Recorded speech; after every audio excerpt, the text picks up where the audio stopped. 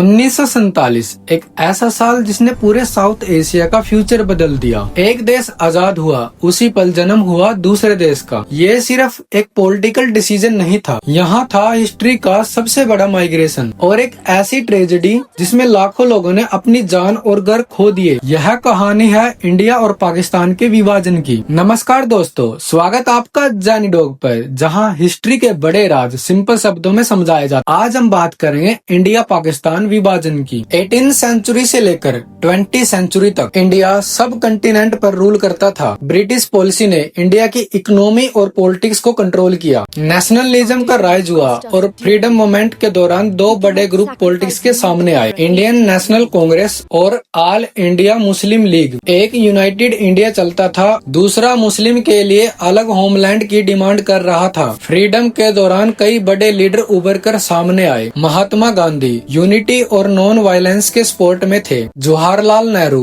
एक modern democratic India का vision रख रहे थे, लेकिन मोहम्मद अली जिन्ना का मानना था कि हिंदू और मुस्लिम अलग नेशंस हैं और इसी को कहा गया two nation theory. Political difference धीरे धीरे इतने बढ़ गए कि पार्टीशन एक रियल पॉसिबिलिटी बन गई। 1946 में कम्युनल रिवॉल्ट शुरू हुआ। सिचुएशन इतनी सीरियस हो गई थी कि ब्रिटिश गवर्नमेंट ने जल्द ही पावर ट्रांसफर करने का निर्णय ले लिया। 1947 में माउंटबेटन ने पार्टीशन प्लान अनाउंस किया। पंजाब और बंगाल को डिवाइड करने के लिए एक बाउंड्री लाइन बनाई गई, जिसे रेड क्लिफ लाइन कहा गया। फिर आया आखिरी मोमेंट।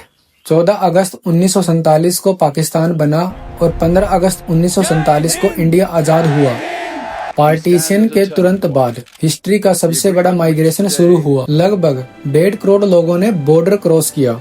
कुछ इंडिया आए और कुछ पाकिस्तान गए। वायलेंस ने लाखों लोगों की जिंदगी छीन ली। घर, शहर, यादें सब पीछे छूट गई। पार्टीशन सिर्फ मैप पे बनी लाइन नहीं थी, बल्कि लाखों लोगों की पर्सनल ट्रेजेडी थी। पार्टीशन के बाद एक और कन्फ्लिक्ट शुरू हुआ, कश्मीर का। इस इशू ने पाकिस्तान और इंडिया के रिलेशन को और भी कॉम्प्लेक्स बना दिया। पाकिस्तान की लेगेसी आज भी पॉलिटिकल और सोसाइटी में महसूस होती है।